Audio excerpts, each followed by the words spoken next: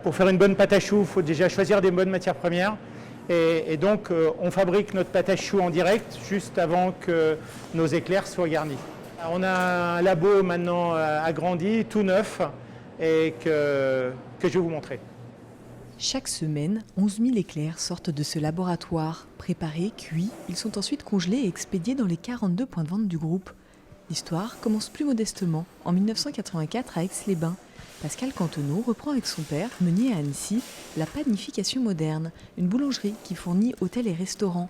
L'entreprise se développe, abandonne la clientèle professionnelle au profit des particuliers. Le siège et le laboratoire de production s'installent boulevard Dr Jean-Jules Herbert. Il vient d'être agrandi, passant de 1800 à 6000 mètres carrés. J'ai jamais eu d'objectif. L'idée, c'était de faire un magasin et qui marche bien. Et puis, le magasin a bien marché. Très vite, on m'a dit, mais tu devrais en faire un deuxième. J'ai dit, pourquoi pas. Et puis, un deuxième. Et puis, voilà, après bientôt 30 ans, je me retrouve avec 42 magasins. Et puis, je suis très fier. C'est un métier qu'on aime bien. Si on est là, c'est qu'on a voulu être boulanger. Moi, de base, j'étais un boulanger artisanal. J'ai fait plusieurs métiers, mais je suis tombé dedans et j'ai aimé, donc je suis resté.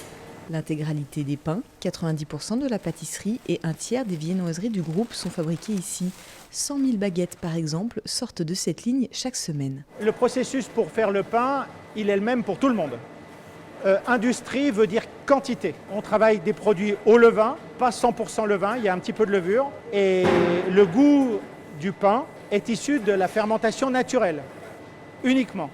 Il n'y a aucun rajout de quoi que ce soit. J'estime qu'aujourd'hui, il y a des machines et qu'on a moyen de bénéficier de l'intérêt d'une partie de mécanisation sans que ça soit au détriment de la qualité. Vous voyez, on travaille dans une ambiance, le bruit est tout à fait acceptable et les salariés ont des horaires très réguliers. Un peu impacté par la crise sanitaire, notamment lors du premier confinement et une activité réduite sur cette période à 40%, le groupe poursuit son développement avec un chiffre d'affaires de 40 millions d'euros et 500 salariés.